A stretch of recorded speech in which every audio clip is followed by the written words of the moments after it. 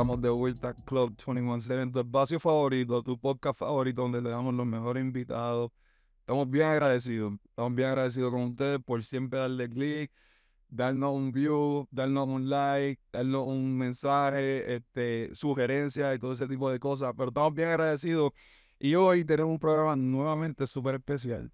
Pero antes que todo, antes del man, amigo, ¿cómo estás? Aquí, papi, mira, estoy fresh, me siento bonito. Me sin querer bonito, te voy a decir algo. Mientras han pasado los episodios, él te ha puesto más lindo. Más lindo. Más lindo, de verdad. Te vas a me ayuda de esto. No, eso no, me hace el otro. Y el que te recuerda, no sé qué te avanzar. Está duro. Te está poniendo un puente. Esa cámara. bonito.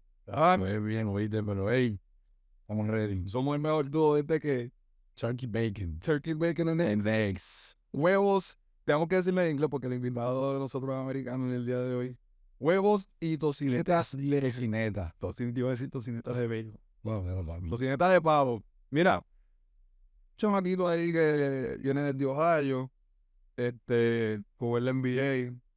Ahora hay 7 añitos. 7 añitos. ¿De dónde te envié? Tiene 2 campeonatos, humildemente. Back to back, ¿viste? Back to back, estrenándose. Rookie. El rookie, cogiendo minutos. Ya, Y vino para acá y ha estado jugando extremadamente bien, pero estos últimos 2 años lo que ha hecho con su equipo ha sido especial, ha sido nivel de superestrella aquí en nuestra liga. Tenemos con nosotros a Norris Cole. Yes, sir. All the world. Hello, Norris. What's up, baby? How are you? What's going on, man? It's I be in the house. Hey, brother. We had a game last night. 21-7. Yes, sir. Yes, sir. Yes, sir. It was a rough one last night. Oh, it happened. So, all right. Yeah, gotta continue, you gotta squat. I mean, it's not how you start, how you finish. Absolutely. And you can definitely tell that about that, man. How are you, man? I'm Puerto Rican. I'm Puerto Rico. All Spanish looking. I'm Puerto Rican. I see that. It's been 4 years now? 5 years? Fourth year, yeah. Fourth year. Now it's starting to become like another home to me. Might as well get a house here. Why not about this off? We talk about it. I don't know, man. Puerto Rico, this is... It was your first year with San Germán, right? Sitting around in the finals against Baloncesto. Right. Oh, so you got 2 finals already. Yes. So you're a winner. Kind of, huh? So Nobody know about Sam. You got the league. No, the league high school. I'm talking about high school. No, I'm talking about college. Sure. Yeah. He's always been a winner. as college. Yeah. You were born and raised in Ohio? Yes. Born and raised in Dayton, Ohio. West Dayton. Was then. So you didn't was it like, how was the recruiting process when you went to Cleveland State? Like, there wasn't any options I or? wasn't highly recruited, actually. It's funny because my high school was really good. Yeah. Don't worry. We were really good. No hurry up. Won back-to-back state championships. Exactly. And I performed well. But I didn't play AAU that much because I went from one sport to the next sport. So after basketball season, I went to like baseball, track, 707 football. Yeah. So I didn't play summer basketball. And so I only had one Division I offer at Cleveland State. Oh, for real? Only one. That was my only Division I offer. So you had to take him. Well, that's all that opportunity you have, but I'm talking about winning. Yeah. That's kind of crazy, right? That's crazy. It is crazy. Did you have any offers on the other sports, or was it basketball, or you always want to do basketball? I had offers for football, but I only wanted to play basketball. Yeah. For college, like Right. I played every sport in high school to see which one I loved the most. Yeah. And basketball was the one I loved the most. Like I liked football; it was nice. I liked baseball. Track What position? What position in football and baseball? was quarterback. I was Okay. quarterback, and then second base. in Oh, baseball. real? That was my main position. Yeah. That's It's funny because I crazy. played travel baseball growing up. Oh Like, yeah. I played travel baseball. I did football camps and stuff like that. But for basketball, I just only played during the season. Okay. And it's funny how that worked out. Yeah, brother. It's funny how Definitely. that worked out. And then so you go to Cleveland State and that's the Horizon League. Do you guys play Valpo? Valpo was in the league. Butler was the team in the league. Butler, They yeah, went to yeah, back-to-back yeah. National championships. Who else is in the league now? Youngstown State, Youngstown State. Wright State. Right. But some teams left that was Loyola Chicago used to be in the Yeah. league. Now they have Oakland. Oakland wasn't in the league when I was there, but Oakland's in the Okay. league now. Yeah, it It's keeps a good changing. league. Yeah, it changes a lot. It changes a lot. Yeah. You said your career high in college was against who? Youngstown You got that State. 41 Yeah. and 20. Yes, sir. 41, 20, and 20 rebound. I don't know how. How do you get? Yeah. I mean, That's- Was it like? Yeah. Let me get the Yeah. rebounds. Hey, Man, brother, I'm a dog. What you mean? Man. You are a dog, but 20 rebounds. Nah, Shit. that game. You know how sometimes. That You guys one- were behind that game too, right? Yes. Yeah, It yeah, was an yeah. important conference game, as y'all know. Exactly, Conference exactly, games exactly. matter, Yeah, so yeah. I was gonna do anything to win that conference game. But you know, sometimes a game just comes together naturally. Like it wasn't forced. Like I wasn't like hunting. It was just like things was happening, and at the end of the game, It was hot. It just so happened to be 20 Yeah. rebounds. Like during the game, I didn't know. After the game, they was like, "Man, you know what you did tonight?" I was like, "Yeah, we won." And they was like, "They was like, nah, but you had a really good game." I said, "Yeah, I know. I had a lot of points." They was like, "No, bro, you had like 20 rebounds." I was like, I was shocked myself on that one. I can't lie. 20 rebound, good percentage from that field. Has there ever been a game like that for a college player? Yeah, Well. that was the first time that had happened since like Blake Griffin, which he was already in pro at the time. Right. Then, you know, like back in the old days, you know, Yeah, back in Will the old Chamberlain days. and Yeah. probably did it all the time. But Right. You still got that yeah, record? but for the guard though. yeah, for You a still guard, got that record? For a guard, you might be the first one. You think so? A guard? 20, 20 41 and rebounds? 20? Yeah, 41 points. Shit, when I was in college, you never, Shit, Oscar I Robertson only never got- might have did that. Huh? 9 rebound. You? 9 rebound, that's what I got. Yeah, you never rebounded that much. That's what I'm saying. So he got 20. College or pro? No. I got No. a triple-double. So that's me. Okay, one time, mate. Okay, how many times? I'm saying you didn't do that. I got a triple-double with 13 rebound. Okay, that's what I'm saying. That's one game. I'm 6'1". That's fine, but All you're right. saying like, yeah, you didn't rebound that much. In the master, I be getting 15 rebound now. That's what I'm saying. Just give En me la some. mata, en la mata. En la mata el He rebote. said, hold up, triple He double. said he rebounds in the Master League now in the 40 and over. 40 and over. I mean, 40 plus. Domination. I'm dominating, bro. I'm Domination. trying to get a contract. But I'm telling him, I played against him the first game. He don't shoot that much. I'm like, who are you trying to impress? We don't need your point guard skills to like get recruited by. Hey, man, listen, Shoot the man. fucking ball, Hey, man. man. Listen, man. I'm going to change my mind because You I'm got to, because listen, you're man. 0-4 right I'm now. 0-4 right now. I'm looking terrible right now. Time to switch it up. Yeah. I got to switch it up because Time to go into mode. Exactly. Hey, look, time to go into Exactly. combat mode. Hey, time to go into combat mode now. Exactly, man. man. I'm going to change my mentality for now. You have to. I'm going to go Norris Cole. They need you. Cleveland State type game, something like that. I got to do it, man.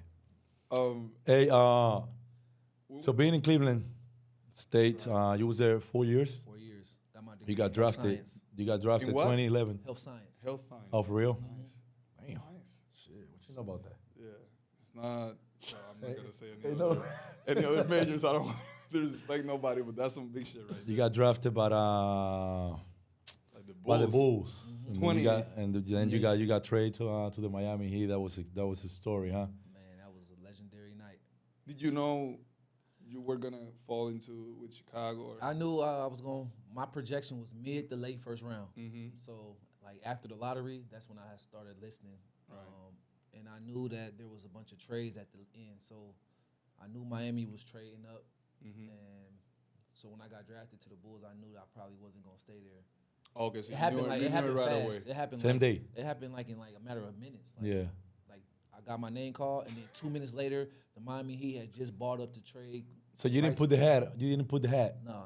Not even. No. I went and put on my Miami Heat shirt right after that. What? Oh, so it was that quick. It happened like right after, as they was talking. Like you know how Right, they show right, the right. profile. Exactly. So you're like, yeah, twice. Yes. Oh, bro, that second one was even, Yeah. was even Hell louder. yeah. Loud. Because Hell we yeah. had just got done watching them play in the finals. Uh-huh. So Exactly. like, it was kind of crazy. And to go from Cleveland to Florida is, you know, Yeah. I can imagine. How Yeah. you like it over there, man? I love it. Man. I love the heat now. Yeah. Living in the heat, living in the warm weather. Right. Yep.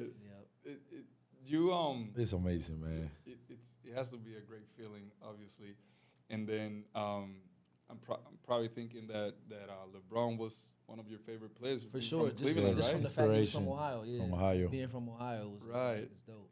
And so he had already played there in Cleveland, and then going to Miami, you had a great summer league, right? Well, we didn't even. You gotta remember, we had the lockout that year, so it was Oh, no, 2011. It was no summer league. So I showed up we played our first game on Christmas. We had like a 2-week training camp.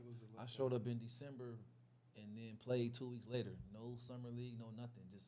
Just had to stay in shape, stay disciplined, and those 2 weeks I picked up all the plays. They trusted me.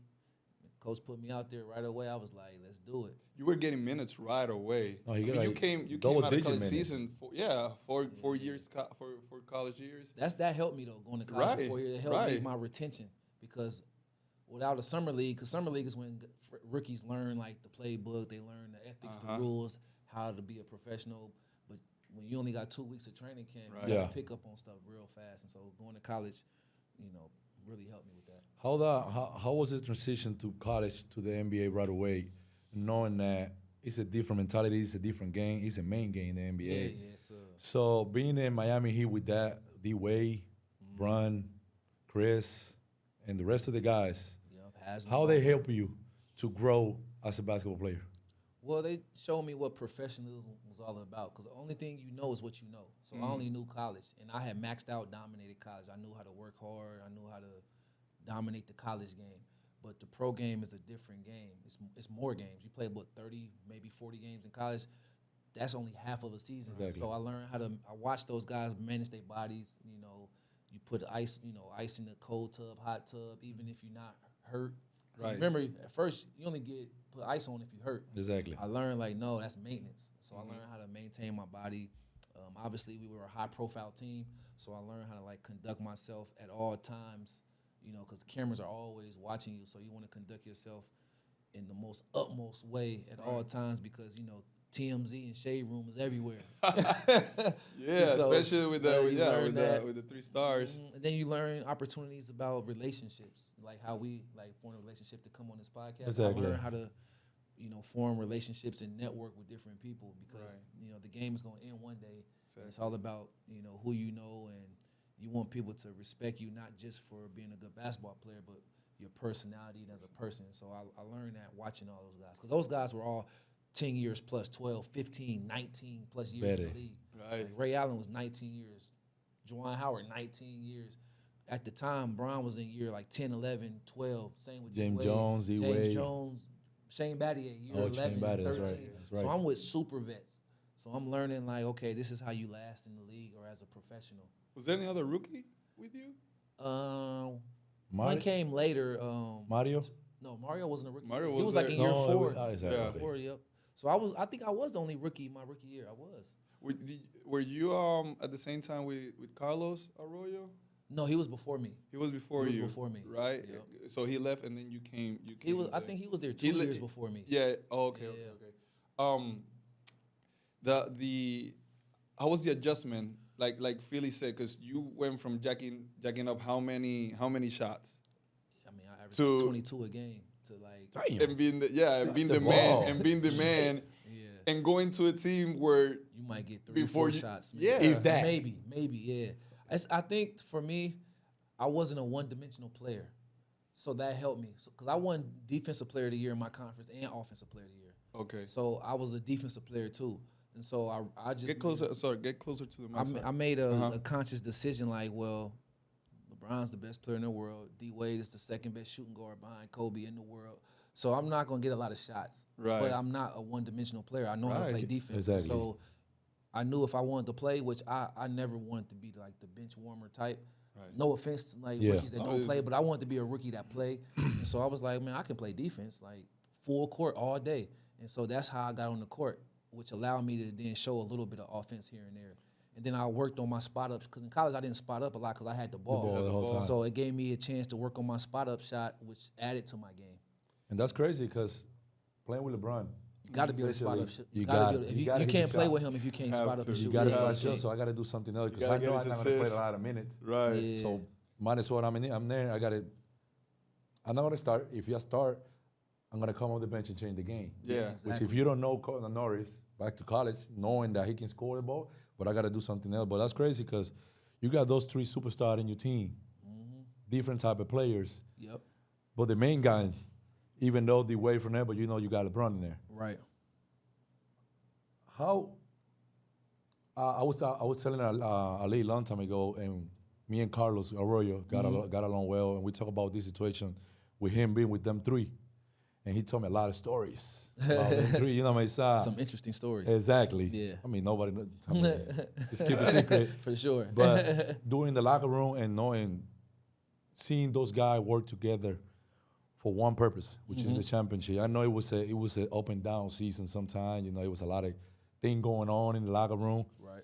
But being in that situation, that helped you to grow when you see LeBron having a triple-double. Then you see D-Wade doing some crazy stat. Then you see Chris Bosh, and then Mike Miller coming in and Shane Battier and all that. And you being as a rookie, you're like, man, damn, bro. Yeah. I just wanted to find a way to fit in to help those guys.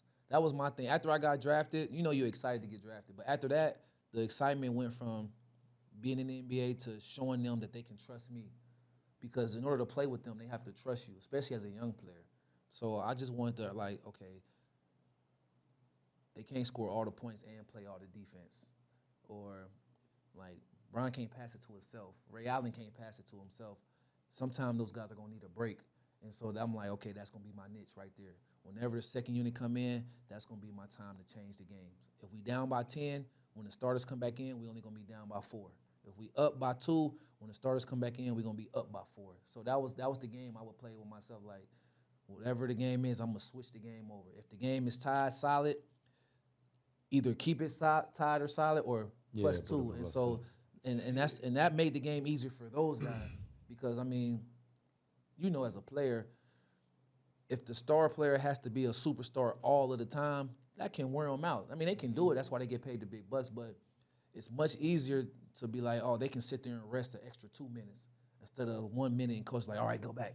They can rest 2 or 3, 4, 5 minutes because the second unit, and that was my thing. I was like, I want them guys to rest as much as possible. I can hold it down. Yeah. When they come back in, if I'm playing well, coach will leave me in. Exactly. And so plus and minus. If you think about it, now I hadn't thought about it, but I know a lot of research goes into who you're gonna pick on the draft. Yes. This shit had to be real methodical, because how many picks they had that year? One maybe. One pick that year. You have all these stars, so you know you don't want to waste it, and you know that the guy you're gonna pick has to fit in with what they're building with them losing the year before in the finals after making the not 1, not 2, not 3, and starting not with the right foot, right? So they a lot of research, a lot of studying had to. So did you ever feel that pressure of man, they picked me? Like, actually, I was and excited. They picked me, and if they picked me for a reason, so I have to perform. It was the perfect fit because I knew what the Heat was about. You know, I mean, because I watched. Is it true, the Heat culture and the practices? It's a real thing, but the thing is, my college was like that. Like we lifted weights, we did heavy conditioning, so. Our coach was tough. Like, he was a tough-minded, like, nose-to-nose type, like, face-to-face type of coach. So when I got there, I was being myself, which is why they drafted me. They didn't have to force me to do anything. Like, they knew I was going to be in the gym. Yeah. They knew I was going to be on time. So all I had to do was just learn the Heat system. Right. They knew the other stuff was taken care of because I was their type of guy. Right. That's what they call a Heat guy. So, yeah, I didn't have to adjust too much for that because I was going to lift weights no matter what. I just learned how to lift the NBA way. I was going to be in the gym shooting no matter what. I just learned how to work out the professional Heat way. And so that a lot goes into that, though. I want you to tell the story of how you were jacking up shots or you were making shots, but then you had they reeled it in quick. So the first couple, they reeled that in quick. So the first couple games, Spo put me out there. First game in Dallas. You had a real good first game too, right? So my first game was in Dallas away. Yeah. And so I played well, made a few shots, but my first home game in Miami, balling, 20 points, 14 in the fourth. Like we was at Cleveland State all over again. Yeah. About to sit down doing weight. I'm about to take the weight. So they not saying, of course they encouraging like good job, but like soon as I had an off game, which it wasn't long after, you know. We're waiting Soon as that whole game, it was like, all right, young fella, cool. All right, we love your confidence and all that, but Relax. this is what your job is going to be. This is what we need from you. so funny. But it was important that I showed them what I was capable of to show them like, oh no, he's a first round pick. He is who we drafted. Who we drafted. But all right, now this is where we won.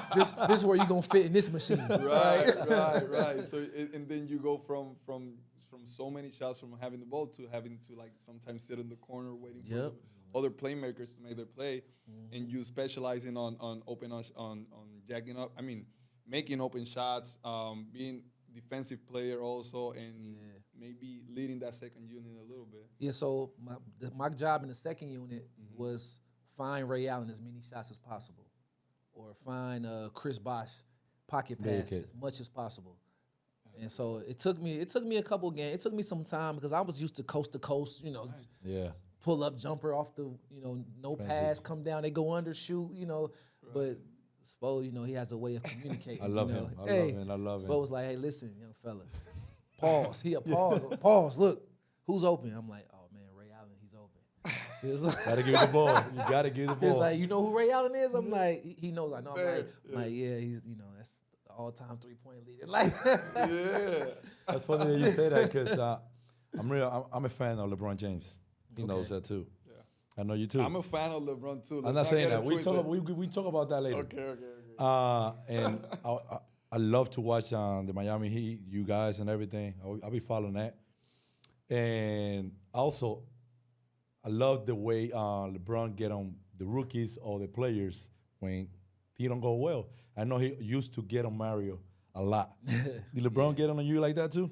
Not so much because I always did what I was supposed to do. Like, my job was real simple. Like, I had a job description, and so so I did my job to the T. And my attitude, I had like I wasn't like a cocky like type of guy. I was like, whatever they needed me to do is what I was willing to do, and so they never had no need to like, you know, go crazy or yell at me because I was working the hardest. Nobody was running harder than me.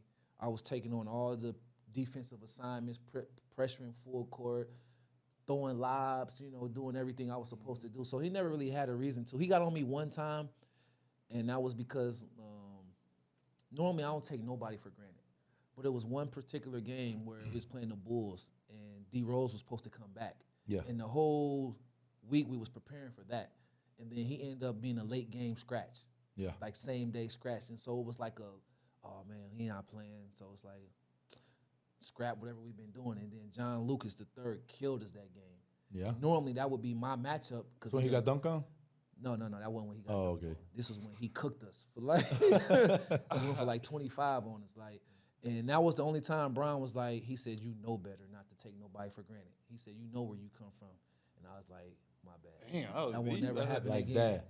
Yeah, because me, I never took nobody. I was playing the same way, whether it was John Wall or whether it was a guy you don't know, because nobody knew me, and I would kill people who took me for granted. I would kill them, and so he said, you know better than to do that. He said, y'all was so prepared for D Rose that y'all took John Lucas III for granted. And I was like, you right, my bad. And ever since then, I treat everybody the same. I don't care if they are all world or I'm gonna kill you the same way. I don't care who you are. I'm gonna prepare the same way. That's love it, man. That's because everybody's a pro. Everybody's a pro. Right. Exactly. They're there for a reason. Yeah, everybody's a pro. Exactly. And back then, you know, it was real like pros, like not little kids. Like John Lucas was like an All-American. Like he put up numbers in college and in high school to where it warranted that type of respect. I love it. Like so, yeah. I love it. That's great. Yeah. So you win the championship the first year. How was that run? That very first year, coming into the league, getting minutes, being part of the rotation, being an important part of such a superstar team. Where you getting minutes and you're part of it, like so it's not like you win the championship. Yeah, you're the 15th player on the bench. I mean, it's very meaningful, but coming into talking about getting drafted and then right away you win that championship. Well, there was a need. When we lost to the Mavericks, I wasn't there, but when they lost, it was a need for a speedy point guard. because JJ Barea, kind of killed him. Jason Terry. It was the faster point guards they kind of had trouble with, so there was a direct need. So after we won it the first year, it was like, well, guess what, fellas, we gotta do it again. Right. So it was like we celebrated, but that celebration was like after a week, it was like, all right, rest, because we got to do it again, because that team was put together to be a dynasty. Right. And so for me, it was an exciting run. I was like, this is what we're supposed to do. We're supposed to win. Exactly. This is what I was used to, not knowing that this is not normal. So I'm thinking like this is how it's supposed to go. Right. And then when we do it again, I'm like, oh, this is life. This is easy. This is how it goes.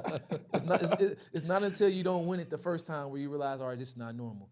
And then the next year you don't win it. And the next year, now it's like, whoo, okay, now I see what they talking about. Like, right. That second championship. Can you walk us through a little bit? You're down 3-2, right, on the championship. What you gonna talk? I want to talk about that Ray Allen shot. But before that, I got two moments. Oh, speak of those. I got two. Go ahead. Norris Cole. I mean, I follow your career or whatever. But those two moments right here, you already mentioned one. I mean, you didn't mention, but you say Jason Terry. That play, you got right? Oh my God! D-Wade caught him. I was watching highlights. I'm like, oh shit, that Norris. Okay, I gotta talk about that shit. D-Wade stole it, passed it to Mario. Mario passed it to Norris. Norris lob it up to LeBron. Boom. Done. Burial. Oh my God. Burial. Do you guys talk about that type of shit like after the game and everything? Man, in the locker room, I'm gonna be honest with you. Won the day. We actually didn't really talk about that one like that. We didn't think that was that crazy the way everybody else did. Obviously, it was crazy, but like we didn't think, because LeBron always dunking. Yeah. Like we always throw lobs and off the backboards. So we didn't think it was that crazy like that until we started seeing the public reaction. It's like, oh, y'all think that's crazy. And then they got like an anniversary to it. Like it's every year it's like so I think it's like the 10th or 11th year anniversary coming up. So I'm like, my friend's like, nah, that was crazy how you could have laid it up, but you threw it back and he like dunked on it. Like, yeah, so. But the way he fell on the floor. That's what I think. That's what it is. And it was Jason Terry because he was talking crazy to him. I was about to say that. But then Bron wasn't that close to the basket. He had to like stretch. Oh no, he dunked him. He dunked him bad. This guy on the floor, you gotta see your face. I wish I can put the video. This how you know we was locked in, because nobody celebrated. We just looked at him. The like, bench, the bench went crazy, but on the court we just looked at him like get up. Yeah, but it was crazy.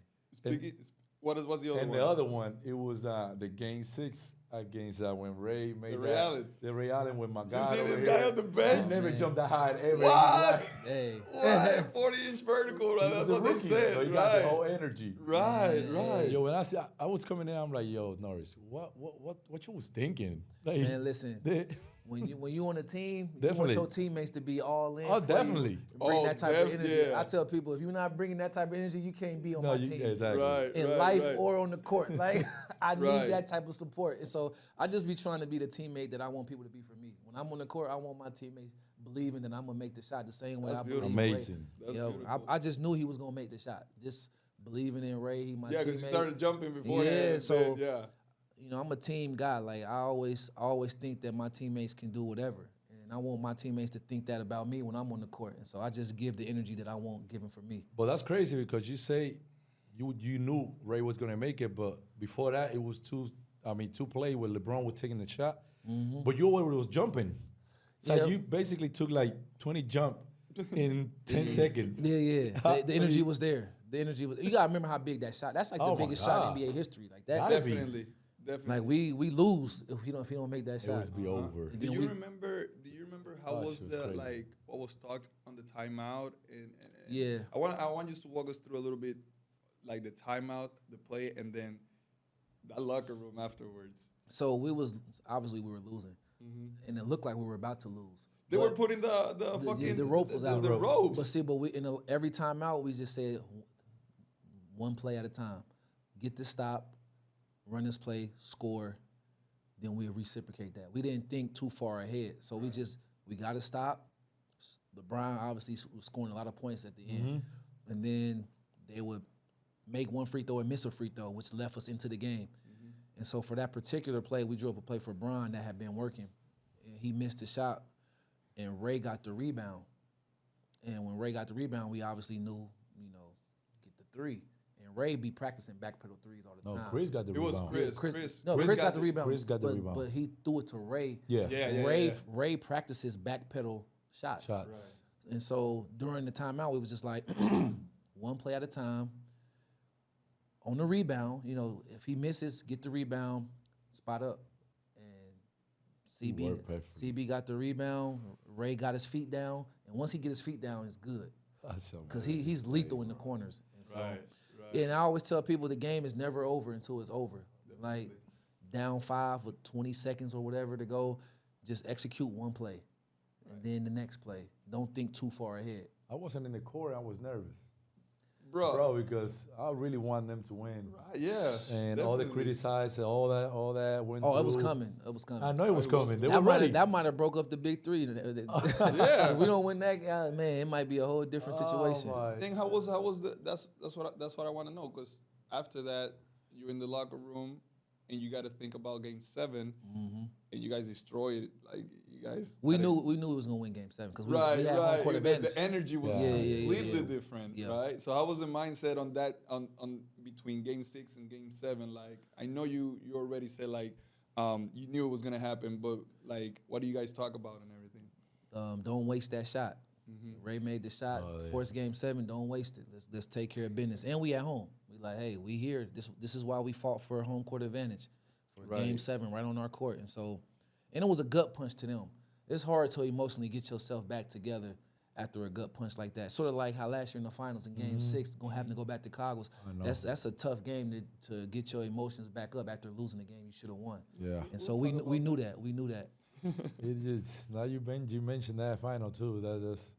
That's a crazy story. Yeah, Like, man. only you can tell the world how you guys feeling after that Game 6. Crazy, because there was so many things that you could have done before to be a champion now. Oh my goodness. Because I know, Making me sick. I know how to.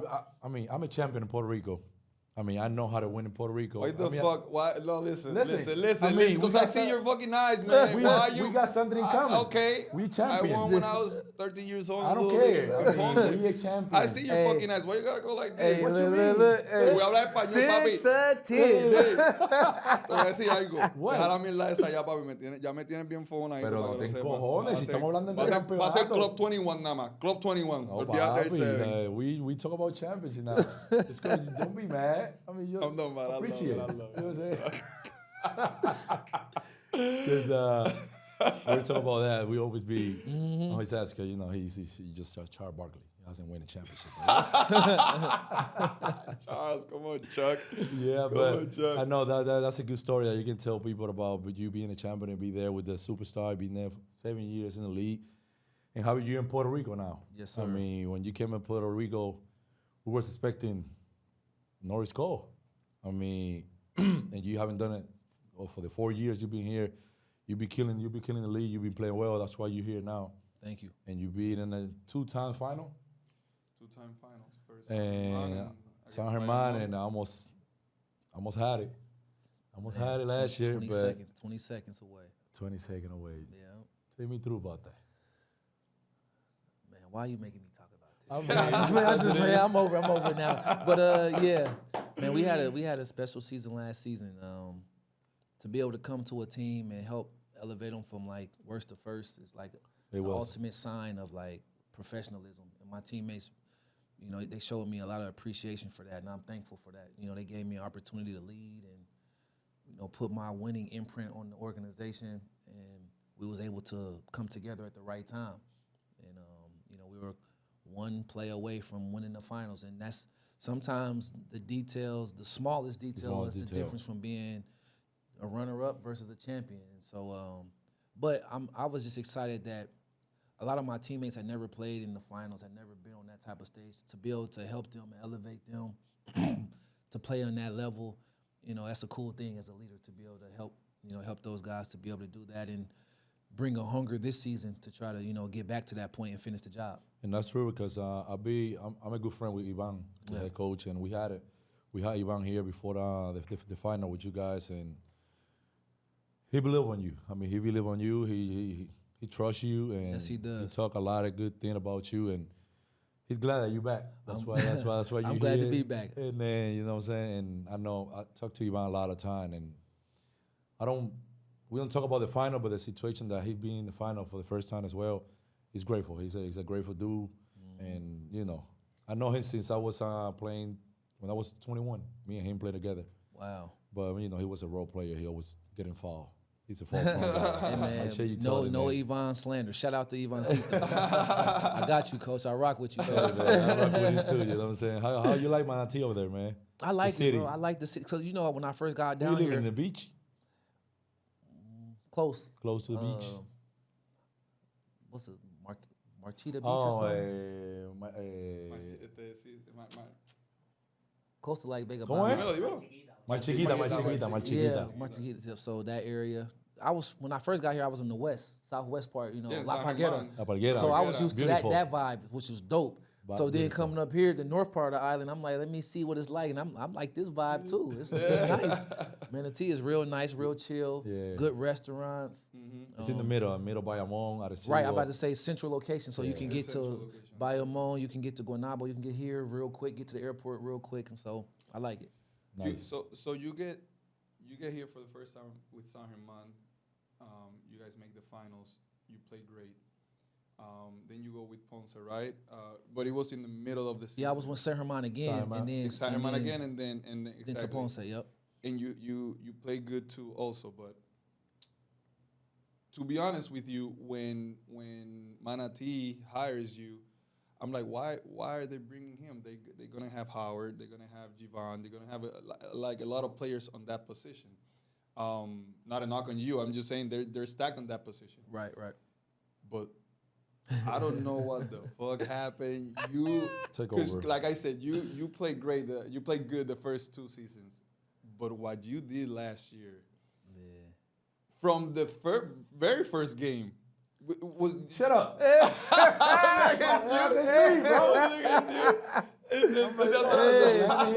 Norris here. I'm like, no, he just got here. No, got here, right. my He just got here, so it'll be all right. That day. Nah, he went Cleveland Got State there mode. from the airport to there. Yeah. Yeah, I I remember know he that. good, I but remember he that. ain't gonna do it. Exactly, that's what you're thinking. Oh, he's gonna come in. He's gonna distribute. You don't know no plays. You came Cleveland State back in the day. Yeah, that's what I'm saying. I'm But like, what the fuck? but what was it like? Did you come in here and say, nah, fuck that? First 2 years I played well, but Gotta prove myself. I'm gonna and there's no way they could have played without you. Like because maybe they brought you in thinking, okay, we're gonna bring a couple games until the other guards come in but you gave him no choice. Yeah. at I all. think you might have been right. That might have been what the goal was Right. to bring like a bridge Yeah. until they. But man, when I step on the court, I always try to give it my all, and I work out very hard, and I spend a lot of time working on my skills, and it only takes having the opportunity. Right. And there was a need. The team obviously there was a need, and so. That first game, Yeah, I know. That was I ain't gotta say it. so. That was my dad's birthday, though. For real? I left. Normally, I don't leave on my parents' birthday. I don't go anywhere. But Manati They talked me into leaving on my dad's birthday. So I'm like, that's my dad's 70th birthday. So boom, good birthday gift for him. 30 and 10. Amazing. Yes. And then I'm like, okay. Why you gotta say the stat though? Just so Carolina can feel it. And so then I'm like, but the team's like. They let me know the situation, like, this is where we at. Like, and I'm like, I don't know nothing about losing. So I'm like, well, coach, he said, nah, be you. That's what he said. He said, be you. And I'm like, say less. And so he let me be me, and that, like, kind of brushed off on my teammates. They started taking on my personality. Like, yeah, the rest of the league might not respect us right now. I said, but you got to, like, respect yourself enough to have the swagger of yourself. And so that started to rub off on my teammates, coach and everybody, and then we just like came together. And I always told our game plan is simple. It ain't never about the other team. It's always about us. Mm-hmm. If we play how we play and we do what we're supposed to do, I always tell them we're going to be okay. And I take that on me as the leader. If everybody on our team do what we're supposed to do, I'm going to close it for us. And so that's kind of what happened. Guys start playing tougher. You know the reputation before. Yeah. But we start playing tougher. Yeah. We start sharing the ball. Mm-hmm. We start rebounding. and then we started, making clutch shots. And so that's kind of what happened last year. And so I just wanted to show that you don't always have to go to a winning team to be a winner. Right. Anybody can go to the high budget. You change the big culture team. there. Yeah. Definitely. And when you start in the culture, it's different than going to somewhere that's already Right. established. Which might have been what happened with Ponce. Ponce, we weren't winning. I was there with you. We weren't winning, but the culture is so strong there that it's a very tough situation to come in and implement what you want to do. It is very tough, and I saw you there, and it was a struggle. Yeah, I tried. It was a struggle. That's why when you came with that, I don't know, different mindset, but yeah, the culture there is very, very tough. San Germán has its own culture also. Maybe get a little bit more freedom to do what you want to do, and you guys make it to the championship. But yeah, last year, man, last year was ridiculous. Shout out to the Atleticos fans too. They showed me a lot of love down there. Yeah. How's Ivan English right now?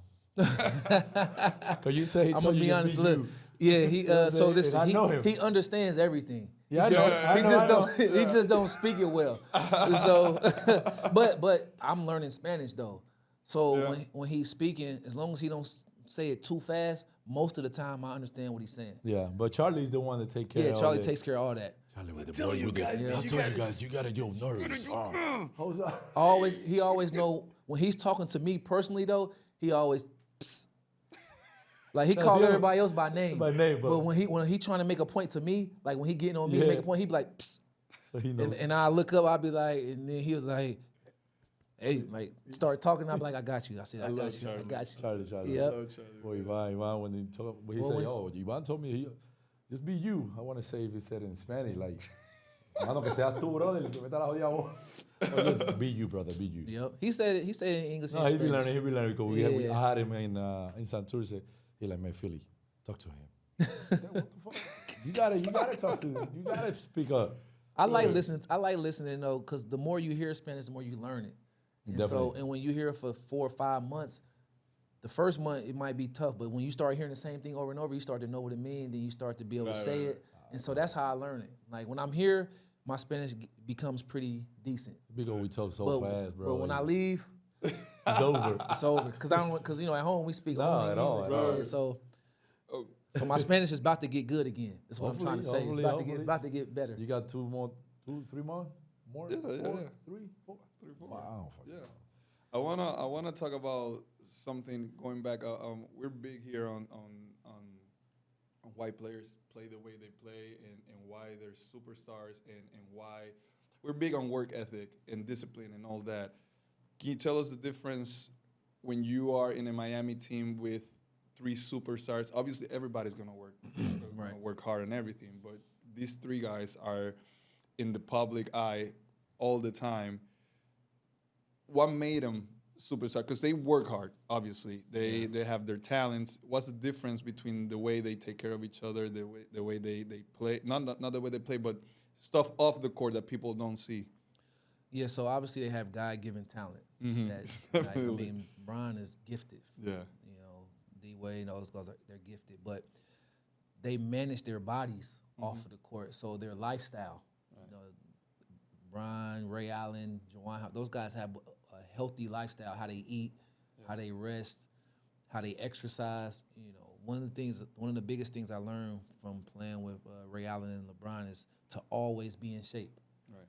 So they're always in cardiovascular shape, physical shape. They always taking care of their body. They never just go weeks without working out. Even if it's like what we would call like a light workout, like a bike ride or like some core. They always working out so that when they have to rev it up to get ready for the season, their body is still a working machine. Yeah. Imagine you have a nice car, but then you park it for 2 months. Right. And That's then, the next example and then you crank it up and go 0 to 60. That car is not going to sound the same as a car that you've been starting up every month for 15 minutes a day, 20 minutes a day. And then when you want to take it out to the track and go 0 to 60, that car going to go because you've been keeping it fine-tuned.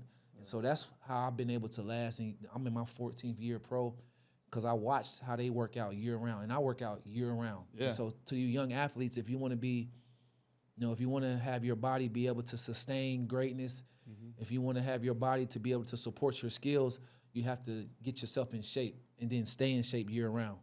That's crazy because that you said that, because I was watching one of your episodes that we're going to talk about Route 30. 30. And you talk about I was impressed. What was the most impressive thing about LeBron James? And you say that his work ethic, the way he works. And that's, I mean, we can see from far away. Yeah. I mean, you was there for 2-3 years with him, and you know. Well, actually, I was with him too. Yeah. Because I mean, Right. we try to know each other, but I was there for 2 weeks. Yeah, So you I were can there. say, can I speak up a little Of bit? course, man. Speak on it, speak on it. Claro. Because I had a vet camp with the Cavaliers. Okay. 06, 05, when they went to the championship against San Antonio. 20 years ago? Okay. Yeah, it's been, bro. I'm old. 42, bro. You 36. You 2007. right, you're around Yeah. that. 41, no. 2007. Yeah. I was in So high school. I was there in for the vet camp, and I had the chance, I had the honor with the Cavaliers, and when Mike Brown was hired, Yep. and I saw him work. So I had a 2-week experience, be with him a little bit and learn a little bit, and I can imagine doing that for 22 years, bro.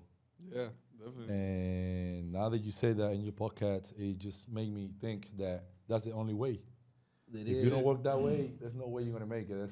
There's few players that can do it without working like that, and just having that experience. It just He knows he has a gift, though. He knows that his physical attributes, he's born like that. Like, he run fast, he jump high, he don't really get tired. His ability to recover, and so he just takes what he was blessed with and just maintains it and takes it to another level. Do you think he'll rub off on Luka?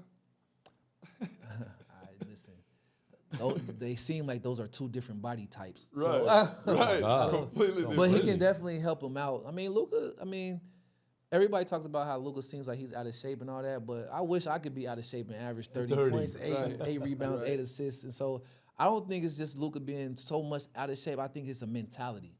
That's what I think. It's a mentality that I think LeBron can help him with. Right. Because I know I play with Luka's trainer in Slovenia, and he's a great trainer, and he's been with him his whole life. I mean, his whole NBA career. So I don't think he's just a mentality type of thing. Because I know he works. And Luka out. plays a lot of minutes. Right. Yeah. So you have to. You have to be in shape to score that many points. So it's not about being out of shape. It's more about forcing yourself to get out of your comfort zone on the other end of the court. Right. I think he will, though. I think he will. Yeah. Luka's a young. I mean, people gotta remember he's only 26. 26. Yeah, he's not a finished product. Right. And like I said, he's special. Luka is one of the ones. he's He's one of those. He's one of them ones. Hey, I heard a story. I think you heard it too. When sometimes in Miami, back in Miami, when let's say D-Wade didn't get that many shots on a game, he'll come in the locker room and be like, "Hey, next game, y'all better. I'm packing up shit. I gotta get them stats up." Hey, so it's not necessarily like that, but he definitely will remind them like, "Hey, now, I'm the franchise leader in points. Like, don't forget now." You can't say shit to that. You can't say shit to that. He definitely will remind them like, "Hey, listen, like I understand we the big three and everything, but like I'm important. Y'all need me too." Hey, Right, I'm part of it. And he's right. He's right. You know, we don't win them chips without three. We do not win them without Trey. Number 3, we had a lot of conversation about top 3 shooting guards in ever. He's definitely in that conversation for he's sure. on conversation. He's in that conversation for sure. Also, it's great. Let's talk about Ruta 30. Si tú no sabes qué es Ruta 30, Ruta 30. es el podcast que estamos colaborando con el caballete aquí, Norris Cole, y hablamos en español para que sepan que eso que dice ahí, Ruta 30, es el podcast que tienen que seguir en las redes sociales, Route 30, Norris Cole con su producción. Estamos aquí colaborando y de verdad que nos sentimos honrados de estar del tipo. So I don't know if you understood about that. We talk about the podcast. We talk about a little bit about what's that mean to the people, man. So Route 30 is obviously the number that I wear. I've had a lot of success wearing that jersey. State championships, college championships, pro, Hall of Fame, where I'm from, Ohio Basketball Hall of Fame, my college. And so what it means is the route to being a champion, the route to being successful.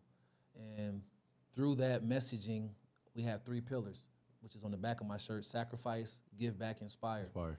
And those are the 3 pillars that have helped me along the way and that I know will help anybody else become successful. Sacrifice means you got to put the time in, put the work in. I've sacrificed a lifestyle to work out, sometimes be away from my family in order to have success on the court and in life. Giving back is my performance. Once I practice and do all that sacrificing, I have to go out in the game and give back and show and perform for my teammates, for my coaches, and also go back to my community where I'm from and be there and support the communities where I'm from. And then the last one, inspire. As you guys know, inspiration is the key to everything. Once you're inspired, you will figure out a way to accomplish your goal. And so I always want to do that. I want to inspire those people, you know, who have the same goals as me, inspire people who may have different goals but who want to be successful. And the Route 30 way is sacrifice, give back, inspire. And we do basketball camps. We do consulting work for sports teams and businesses because the concept works in business as well. Right. And then we also have the fly apparel. Gear is hot. So it's the gear is hot. 360 thing. You got your podcast, but it also the podcast. The podcast is more for like how we doing awareness, to be able to speak on it, to be able to show the personality, to be able to talk on topics that people maybe don't get a chance to talk about out loud. Mm-hmm. And but the messaging is very consistent across the board. When you come to the camp, the skills, things that we're going to learn are all going to be through sacrificing, through giving back to your teammates, through inspiring others. And that's what it's all about. It's just fun. It's fun, those 3 words.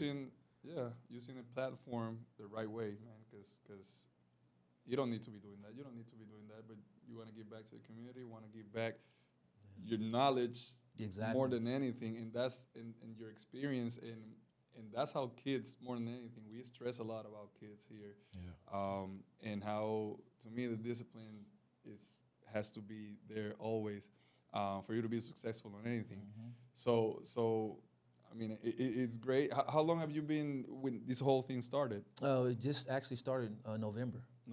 Just put it together. But you probably were thinking about it for a long time. Oh, man, I've been thinking about it for a long time. Right. So the planning it's time. There. Now we're in the execution phase of the plan. So exactly. Yeah, it's dope, man. It's to see when you help somebody and you see them listen and buy in and you see that it works. It's like a gratifying feeling. And what we want to do at Route 30, we want to, take the Route 30 way all around the world, because we want everyone to be successful, and we're willing to travel, anywhere on the globe to like I said, when we do consulting, we calls or travel too, and do motivational speaking, do all of that to send the messaging and to show the programs on how to make it to the next level, how to build a team, with the championship mindset, how to build a business. Because business is like a team. You have to have different parts to do certain things in order for your business to scale and go up. Right. Obviously, little kids who want to be successful at the ground roots, what skills they need to start off working on, what mentality, how to work with your teammates in camp, things of that nature. And so, we're a one-stop shop for that. He gave me a good idea. From now on, we're going to have a plan, trying to get a camp so we can work together and give it back to the community. Either in San Juan, in the west, in the east. In need of that. But we need it. Route 30, honestly, we need it because, there's a lot of young guys that have to understand how to be great. Yeah. And not only the kids, also the parents. And that's most importantly, exactly, because they're the one the teaching the kids how to be great, and not only in sport but in life. Exactly. And that's one of the messages that we always give it to in this platform in Spanish. And they get on us sometimes because we in it every day. But it's the right way to do it, you know what I'm saying? And having you here and saying the same thing is going to help us get there. And it's a long way, but I know we going. We stepping over, we stepping in, and I know we're gonna be there. It's important because with social media, you're only going to see the good things. Right. And coming from you, who has so much success at all levels, winning championships at all levels, it's very important to know the background to know the work that you put in. Because like I said, social media, you only see the good things. You only see the success. You don't see what goes behind that and all the work, work. Bro, hours. And that's a very, very big problem for kids, because kids are going to consume only the good things, only scrolling. It's all positive. Well, there's a lot of negative shit, but people that they look up to, basketball players, they're only going to see the winning shot. They're only going to see playing minutes. They're only going to see the stats, highlights. Yep. They don't see all the work. That's why I keep asking you about work ethic, about difference of how people work, of your teammates and everything, and the way that you work also. It's very important to know that there's a whole bunch of time, investment of your body, a whole bunch of things that goes into making one shot, into stepping into the court, and it's very important. I would tell parents, one of the reasons I was successful is because my parents didn't try to save me from everything. Yeah. Like, if I didn't play good, they didn't take me off the team and take me to another team so that I can be the star player. Like, they didn't do that. So they allowed me to fail. My parents allowed me to fail. Like, if I didn't... Sorry. Olvídate de los subtítulos. Que sus padres lo ayudaron de manera grandemente por cuando él no tenía éxito. O sea, que no era porque si jugaba mal en un equipo, si no tenía si no metía puntos, ¿cierto? No venían y lo quitaban y lo ponían en otro equipo. Lo ayudaban, lo dejaban que no tuviera éxito, lo dejaban que ¿cómo es? Cometiera errores. Que los errores, exacto, que cometiera errores, porque de ahí que se aprende. I'm sorry. So whatever we started, we finished. It wasn't no starting the team and then quitting the team. That's a violation. We don't believe in that. Right. Whatever we start, we finish. And so that was a lesson that stuck with me. And so parents, you have to allow your kids to fail. It's okay that they're not the best player at age 6, 7, 8, 9, 10, 11, 12. You just want to get better every year. Mm-hmm. And if they have a bad game, it's not the coach's fault. If they don't play a lot, it's not always the coach's fault. You know, maybe they need to just keep working harder, keep developing, because it don't mean nothing to be the best sixth grader. The best sixth grader's not going to college. They're not going pro. They're going to seventh grade next year. Going to seventh grade next year. It don't mean nothing to be the best ninth grader. Right. You're not getting drafted in ninth grade. You're not getting paid in ninth grade. You want to get as best as you can all the way up until, 17, 18 years old, to where college is coming, or potential pro, because you can go pro down here. That's when it matters. So you want to get better every year. And when you have a mentality of, oh, this coach, I'm not the star, let me leave and go to this coach and play over here, that creates a quitter mindset, and it creates a weak mental mindset. Definitely. Because in order to be a champion, you don't just win every game. Right. There's been no team that's undefeated that won a championship. I don't know no undefeated basketball teams. Right. And so you have to be able to deal with that mentally, that failure of missing a shot, that failure of having a guy kill you one game. Like I said, John Lucas killed us that game. I mean, you have to be able to look yourself in the mirror and be like, man, I didn't play good tonight, and then go get better. So parents, don't try to save your kids, let them fail. Not in life, but like in sport. Like, if they're not the best, it's okay. Like, let them get that experience, because it'll make them want to work harder. Right. No necesitas ser el mejor sexto grado. Exacto. No necesitas ser el mejor noveno grado. Igual, porque piensan que lo van a draftear para un séptimo grado. Y cuando vas para séptimo, exacto, vas para octavo. Vas para séptimo, vas para décimo. No vas a ganar dinero todavía. ¿Por qué queremos hacer lo incorrecto? Y dijo algo bien importante. Y dijo algo bien cabrón. Dímelo.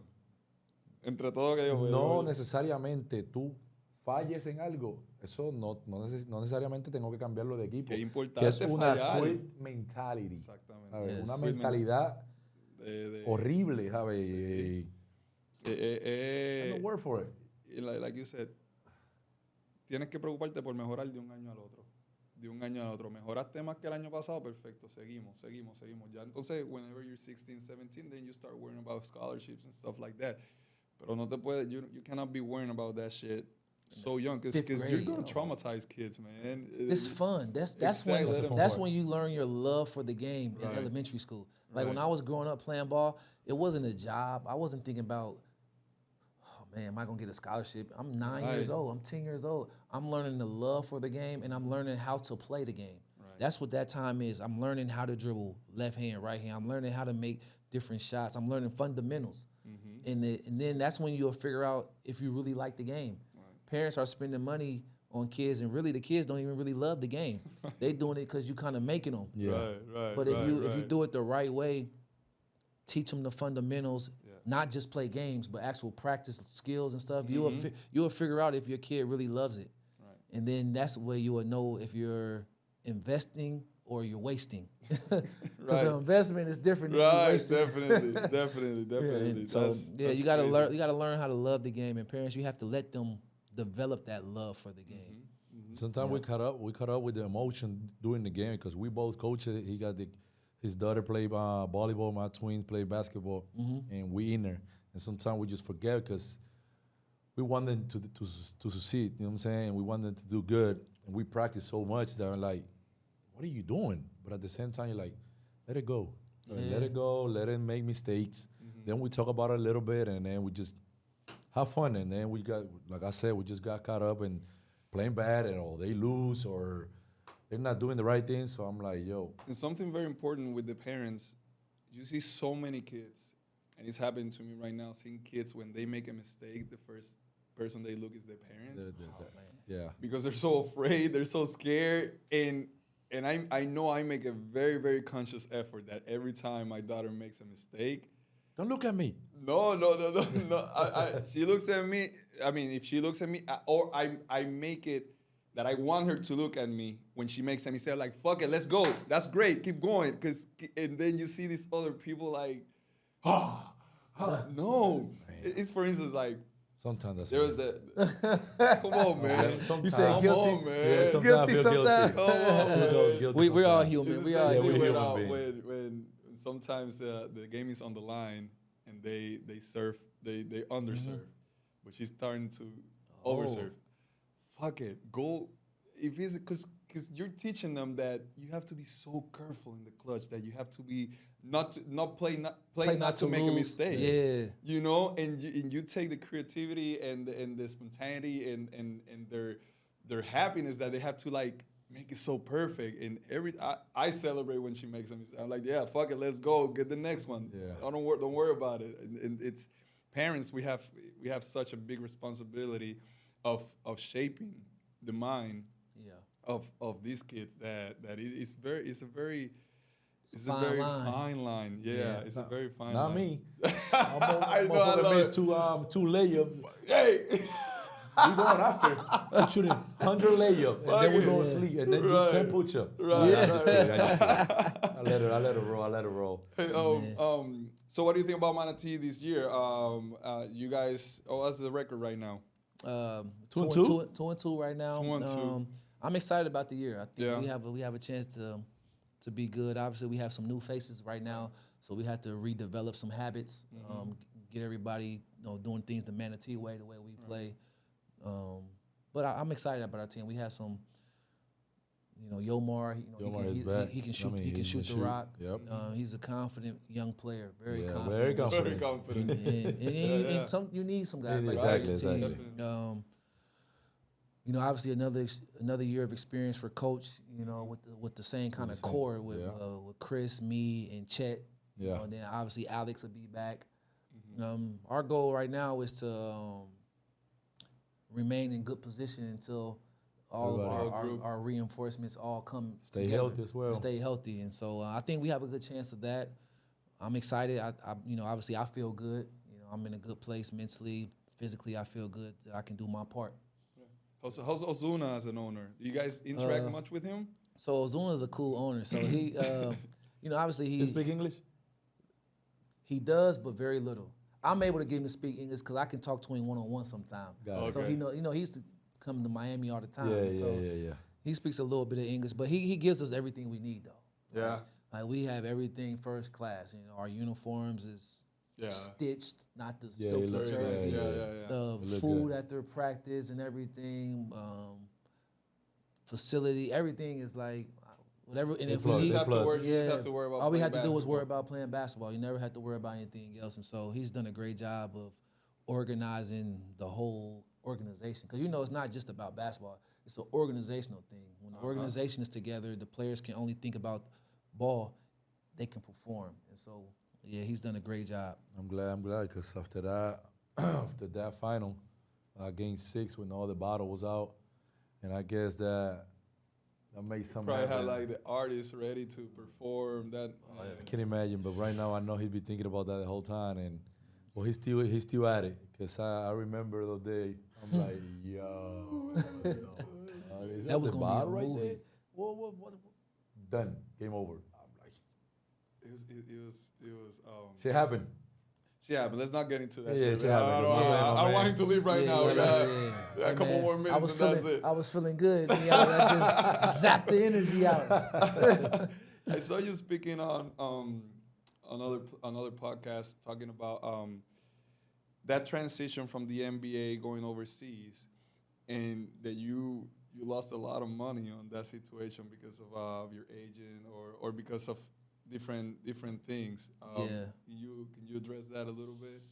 You know, things happen in the sports world. You learn as you go, and sometimes you're not on the same page as know your representation, and things happen. And so, I went overseas, and once I went overseas, it's like I embraced it. Yeah. Players who go from NBA to overseas, the ones who have success, they don't compare everything to the NBA. So I stopped. My first year, it was hard not to compare everything to the NBA. But like as I played season after season, I embraced the differences in the game.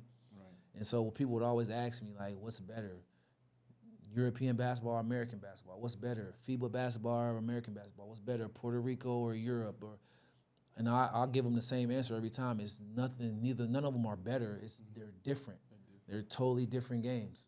The rules are different. The strategy is different. The players are different. And so you're able to embrace basketball. I'm one of the few people who can say I've played basketball all over the world, and I can play any style of basketball. I can play the NBA style. I can play the European EuroLeague style, China style, Middle Eastern style, BSN style. And so I'm a basketball player. So there's no game that's quote unquote better. It's just when you play here, the game here is different. And if you want to be good, you'll adjust your game. And not everybody has the skill set to play everywhere, but I'm blessed to have a skill set where my skill set, it translates to any league. And so, had success yes. in every league that you played. Exactly. And so I love basketball, and I love it's like art. There's abstract art. There's traditional art. What's better? What do you like? It's art. It's art is art, and that's the thing about basketball. EuroLeague basketball, BSN basketball, FIBA, America Cup basketball, NBA. It's all basketball. It's just a different form of art. Oh, you bring America, man. Why you bring America? Because he killed us. Yeah. It's like that. It's slick. I love it. It's slick. I love it, little. There's a lot of, before you got here, there was a lot of NBA guys that was coming into Puerto Rico. And I was going to ask you that because some of the guys, they were coming here just to get a jump to the NBA. They were going to use this league to get back to the NBA. And the best example for us, when I was playing, remember PJ Tucker? When he was, he played here. I don't Remember, know if you know yes, it. sir. Yeah, I knew that. He played with Quebradilla. Quebradillas, Caps. And actually, he played against my team in San Germán when I was playing in San Germán. And after that, he went to the NBA. He got that deal with the Phoenix Suns, I remember. And I was going to ask you, the mentality to come to Puerto Rico, I don't know if you want to come back to the league. I don't know. And if you use that as a fuel, like, let me go to Puerto Rico. Like, let's say Javon McGee or Danilo. Or let me go to the BSN, kill, get some stats. Is that going to help you to get to the NBA? I don't. Everybody's different. I don't think that. I know that's not my mentality. I mean, I always want to go to the NBA, but I also know there's a lot that goes into that. It's not just as simple as go somewhere, play good, and get to the NBA. That's not how it is anymore. And so when I come down here to play well, to help my team win. And if that results into me getting called up to go to the NBA, that's a good thing. Yes, But if not, this is a good thing playing in BSN. I don't look at it like this is like the below league. Yeah. Nah, I respect the league, and I come down here to play well. And for those guys, I can't speak for them, but those guys have already played in the league. Like, I've played in the league. They've played years in the league. And so I'm sure if they could go back, they would. But like, I don't think that they're down here to use this as a springboard to go back. I think they're happy to be here. They're playing here, and if they get a chance to go back, they will. But if not, I think they'll love it. Yeah, because I know back in the days, they were playing just Younger players might do what you're talking about. Though. Yeah. Guys in their like 20s and stuff like Yeah. that. But all of good, Danilo, JaVale McGee, Yeah, I don't me, think myself, they we're be veteran thinking, players. We're yeah. 30 plus. Like, you know, if we get the chance to go back, we're ready. But if not, you know, so Life goes on, Life and goes the on. joy being in BSN, because a lot of you guys being in Puerto Rico, they come in here for a reason to get, to play basketball and have fun. Because play basketball in Puerto Rico, in the island. Oh man, Not too many people can do that, and just have success like you have. And I know that Nilo and JaVale being in Puerto Rico now the first time with a good owner, good administration by Amon, they're winning. And I know they're going to have a blast here in Puerto Rico. Hopefully they can last for the whole season. it's good for the league too. It's amazing Great for the league. It's amazing for the league. I'll be telling that. Every time an ex-NBA player coming here, it helps us. I know sometimes a lot of native think like, 3 imports. It take minutes to the native, but at the same time, I like it. It forces you to get better. Get better. It forces you to get better. And I want to be there, and he don't need to. That's the way. Players think different. So Right. I was gonna ask you that, but good answer for that one. I got a couple of quick questions before we close this down. Hardest player to defend In the league. in the league and here. Well, Derrick Rose was the hardest point guard to defend. Ooh. And then later on it became like Steph. But Derrick Rose was the toughest guy to defend. You got him on that MVP season? I got him the year after. The year after? Yeah, I came and guarded him the year after. He was tough. He's tough, bro. Tough. He's a blur. He's like a point guard LeBron, like, because he's strong, but just athletic. not 6'8", though, like the 6'2" version though. But can 40 inch. What about Westbrook?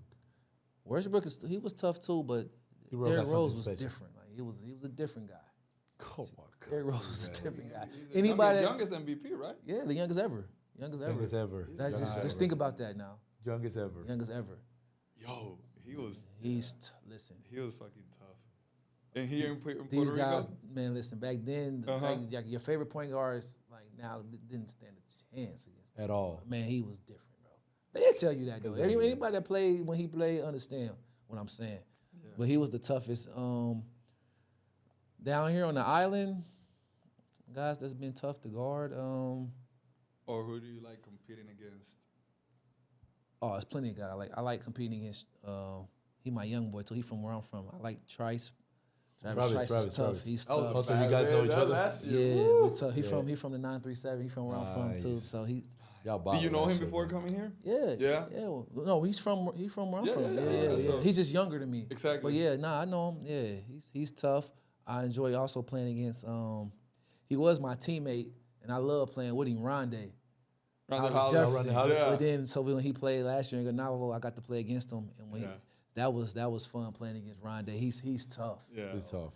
He Supposed to actually be he was back the one here. that helped lead us in San Germain. He was kind of the one that helped led us to the finals that yeah. year. Yeah, I remember. They And didn't have then an answer for him. That, no, there's no finals. answer for Yeah, him. yeah. Once he's locked in, there's no answer.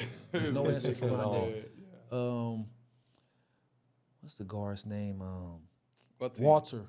Oh, Walter. Walter and Angelito. Angelito. Yeah. Santurce. Yeah, well, Angel was in Bayamon when I first Oh, that's played right, against that's right, him, that's right, and that's right. He's a Miami guy too. That's right. Uh-huh. He And live so, over there. yeah, playing against Angel has always been, it's been really, really good competition because, he's feisty. Yeah. Yeah. that's You know, right. Angel You got a lot of feisty, point he guards tough. there, just- Yep. Favorite teammate? Down here, my favorite teammate, it's hard to pick one, but Rondé was probably my favorite teammate on the island down Nice. here. And then Chris and Alex Morales. Yeah, and Manati. Yeah, them Cool people. they super cool. In the league, it's hard to pick one. I would say Juwan Howard was like Of Yeah, you real? mentioned him. he was a couple real he was like my first vet. Like he the one pick me up and Took care of you. drove me to practice until I got my car and stuff like that. Where? Yep. And then Brown was a good teammate as well. Yeah. Overseas, when I went to Europe, I had a lot of good teammates, but like David Lighty, He was a good teammate. He went to Ohio State. He from Ohio, actually, from Cleveland. okay. You know, him and Deshaun Thomas. There was two teammates that I became like really close with. Yeah. Worst NBA city to play in? Ooh. Well, worst. which one's the best? Well, I mean, Miami's the best. Yeah, but I you mean, play there. I'm But about to say. when you Other you've than been Miami, visiting. I mean, it depends on your style. Right. So Well, listen, about so Norris you Cole's got top? you got Toronto. Oh, really? You know, especially springtime Yeah. or fall before it get too cold. Yeah. Phoenix, Yeah, I love Phoenix, Phoenix. I yeah. love Phoenix. L.A. Definitely. And then you got Chicago and New York. Okay. It's really nice. Right. Now, other people, you know, some people like Atlanta, D.C., Dallas, all of those areas are nice. But for me, you know, I'm gonna say, Those. you know, Miami's number Miami. 100%, bro. Yeah, It's like when I got yeah. traded to another team and I got to come as a visitor, Right. Miami's creme de la creme for sure. Right, and that's 100%. what I say. What was that city that you were like, oh shit, we gotta go that road trip that you have to go to? Fuck. Memphis. I heard about Memphis a lot. And Utah. And I'm gonna be honest, Utah can be boring, but I like Utah. I like it was Utah. cool. It was I like cool. Utah, yeah. Especially if you don't go in the wintertime. Like Yeah. if you don't Okay. play there in the wintertime, it's okay. Like, Yeah. And then OKC, I ended up playing at OKC, which is a great place to live. When I went there to play there, but when I was there as a visitor, when we played there in the finals and we had to go there, it was like, What up? what's going on here? but when you live there, you'll realize it's actually a really nice place to live. Cleveland. Cleveland, though. People don't like Cleveland that ain't from. I love Cleveland. Because though. you're from As a visitor? Because I know. Because you're from there. I know what's going on though. Yeah, I know the layout of what's going Yeah, on. you from I there. heard Yeah. Detroit also. Detroit, I heard it was bad. I'm from the Midwest, so I Okay, don't yeah, think yeah. no Midwest city is as It's bad as bad, people say 'cause it you is. know Because what's I the played in college. The Horizon League is all of those cities. The Horizon League, Detroit, Mercy, Yeah. Milwaukee, UIC, Chicago, Indiana. So Midwestern cities are not glamour cities though. So if you're looking for like a beach vibe or like No, you definitely not. like a Toronto, it's not an exotic place. But if you know what's going on, it's from there. it's all right. You know. Two more, and then I'll let you close it out. MVP, Jokic or Shy? Ooh. SGA. I think it's SGA. Okay. I think he should have won it last year, but yeah, it's tough because Joker is, Joker. He's a Joker. different- I think But animal. but winning matters though, and they both are like kind of winning. But like last year was the first time that they didn't reward winning. Like Denver finished what 5th or 6th last year, Six. and he still won MVP. He won MVP. But in other years, the guy who had the stats First or second, and yeah. it was 1st, 2nd, or 3rd, they automatically got it. So last year was like, wait, they went against the grain. And so this year, Shea is number 1, like number For 1 the whole again year. for the whole year, start to finish. So it's like, how do you not give it to him? And like when they play against each other, I mean, they both be doing good, but like Shea Gill, like he kills all other Yeah, matchups. he's Who is it personal for you? this Who year. is It's it not for just you? about stats either, because the Joker's stats are crazy. They're But when- better than any other MVP season Yeah, that he had. that think which is Shy, which they're gonna is give it to crazy. Shy. No, they're gonna give it to Shy. They're gonna give it to Shy. Won last year. And I think Joker not winning is what is it, MVP? Like you get tired of giving it to the same Yeah, guy. voters fatigue. Border So- fatigue. So listen, if it wasn't a such thing as voter fatigue, Joker would probably automatically win it. That's what I was. But then in that case, Joker wouldn't have won his first one because Giannis should have won like 2 or 3 straight. Right, But right, because right, of right. voter That's fatigue, right. they That's gave right. Joker his. Yeah. And so, yeah. But So now it's so now they happening. have to keep going, being consistent. And Shai has a great, Amazing season. a great Yeah, argument yeah. to win it. Yeah. And then my last question, is the Kid and Play haircut gonna come back anytime? It's over. It's over? It's over with. That was a look for my flat 20s. top. The flat top is over.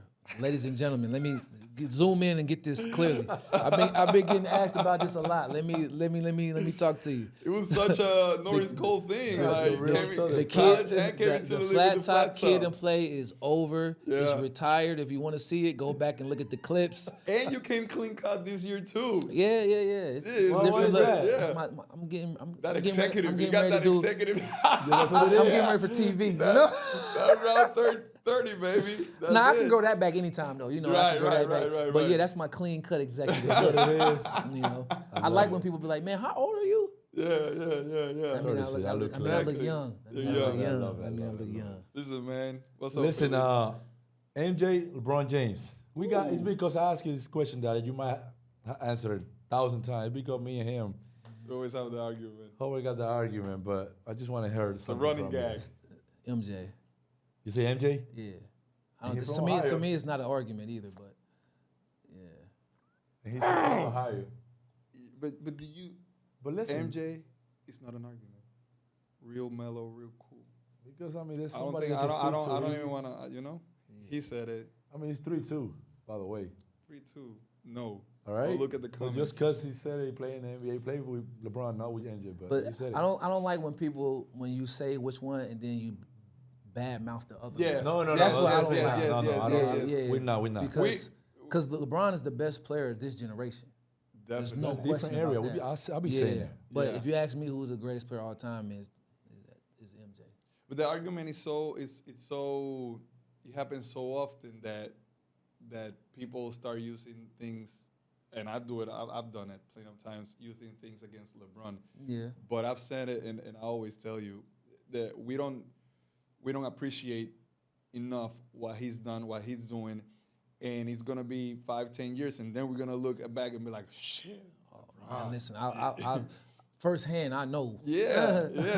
I know what time it is now. He's like that. Yeah, he's like definitely, that. definitely. And we definitely need to appreciate him. I mean, MJ had his time. And, you Yeah. know, It's Exactly. LeBron's time, and his time is about up. Yeah. So we need to appreciate him while we still have him. Definitely. Yeah, you got It's gonna be another lifetime before we see somebody like Bron. We won't be around. The next time something like Bron happened, we probably won't be around. That's And, right. and That's right. And for instance, those records probably will never be broken, especially the points one, because guys starting out so late. that, Yeah, you don't and get no- a chance Man, to he's start still so averaging early. 25 points a game. For 20, it's not that it's not the averaging 25. It's the doing it for 20 years. Yes. That's some players don't even want to play that long. Like you make so much money. Yeah. You know, guys' contracts now are going 300 million now, Yes. and it's going to only go up and up. He's gonna The guys keep gonna be that. like, I'm not playing 20 years. For what? I got 500 million in the bank. Like, why am Yeah, I waking yeah, up training yeah, that hard yeah. for it? So Definitely. yeah, Brian has a different gift though, cause he really loves like basketball is his gift, bro. Like he's just great at basketball. Anything basketball, he's a genius at it. Like and so, like some people use basketball, like players play basketball, and then once they get what they need out of it, they want to do other things. Brian is really all about like playing basketball. That's crazy, man. And through Yeah, that, appreciate he's it. been You gotta appreciate able to build everything that he has. Hey, now that you're going back home, and you gonna cook? What you be cooking the Puerto Rican style? You be cooking I the don't- rice and beans? What's your favorite food? I don't Puerto cook Rican- the Puerto Rican food. I go get the Puerto Rican food. No, but you been here 4 years. Yeah, I like rice and beans, of course. I like mofongo. You like the mofongo? Sweet plantain. plantains. Yeah. Amarillo, plátano, I rock with the aguacate. amarillo. I rock with the amarillo. Este, No, you know what I like? churrasco. What's that rice with the seafood in it? What's it called? Paella. Paella. You know what? That's a Spanish dish, What's though. the Flor? Senor Flor. Flor Melendez. He makes some of the best paella. Oh, yeah. Senior, yeah. hey, And he be Senior cooking- Flor. And he be cooking I need steaks and I need everything. some more paella. Yeah. Paella. We've had Floor here, and I've had him for Legend. many times coaching. Man. And he always invited us to his house for a cookout, for paella, for steaks, for everything. He loves it. He makes it for loves me and my family. Whenever my parents come in town, as Yeah. soon as they come in town, he make a whole Yeah, he loves plot for us to eat. We eat it for like 3-4 days. Yeah. Paella. it. Can you cook, though? Can you? Yeah, I can Yeah? cook, but I keep Yeah, it what simple you- though. what I can you keep do? it real simple. Right. You know, Eggs. omelets, eggs, Chicken. chicken on pancake. the. Nah, I don't even do that.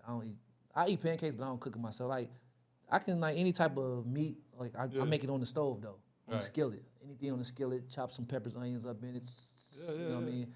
Baked potato, sweet potato. Can you cook? I can cook. I was overseas. I mean, what You chop a always- wow, salad? so that- Not- that- that's when I learned. overseas. That's when I was practicing Overseas, that's Chop when up you some gotta- lettuce. You know, you make a cook. salad. Hell yeah, I can cook. I'm not no I'm chef good. though, but the way I eat simple. Okay. That's why, you know what I mean, I'm into like physique and, you know. Yeah. So I pay attention to like what I eat. Like, Okay. and so I don't just eat anything. Like I'm trying to like last as So long you as don't I be can. you don't be eating outside every day. No. I mean, if he does, it's healthy. If I do, Yeah. it's like good stuff. Right. You know, Yeah, in you my- come out like yesterday from Arecibo, So hard. 10:30. Everything's closed. What you ate? But they have food for Yesterday him. I went to the gyro spot in Arecibo. 24/7, you know. Yeah, I went to that spot. Me and my No. El de Jairo. Yo creo que yo fui contigo una Me and my vez. fiance I went went to with that you one spot. time. I went to after an Arecibo game. I went with you to a sandwich truck? spot or food truck. It No, was a pero food no, truck. es ese. Este fue Yeah, otro. yeah. This Nah, is me and my good. lady, we went there after the game. It was fire. It's Yeah. fire. It's fire. I eat there, you know, as much as I can because that's like the only spot. Yeah, everything's closed. Yeah, everything. It was so closed. hard for me to eat good after the games because you figure like you play 30 plus minutes, like you need all that fuel back. I know you have to get like good stuff into your body. I'm like, fuck it, I'm so. Man, bro. I'm a Entregado firm to- believer in eggs, though, bro. Yeah. Y'all want to last long and keep y'all physique right? Yeah. Eggs, bro. Eggs. Eggs. ¿Sabes? Que si quieres seguir así, come mucho huevo. Hey, Mucho huevo. Eggs and- Pause, eggs and pause, turkey. Pause. You heard what he said? I don't. Nah. You don't want it. ¿Qué Tú pasa? subiste. Pero así, ya, lo dice Norris Cole, coge consejo, quieres llegar, quieres tener físico, come huevo. No, papi, espérate. Mucho huevo. Cierra esto y de. Eggs and turkey bacon, bro. Los queremos, los amamos. Gracias por estar con nosotros en otro episodio de Club 21Seven. Nos debemos a ustedes y vamos a seguir dándole calidad. Norris Cole, señoras y señores. Gracias. Filiberto Rivero. Rivera, perdón. Thank you again for being here. Route 30. Yes, Route sir. 30. Yes, sir. Club Route 30. 21-7. Collaboration, baby. Route30consulting.com. Yes, route30consulting.com. You got it there. Click on it. See you guys. Peace out.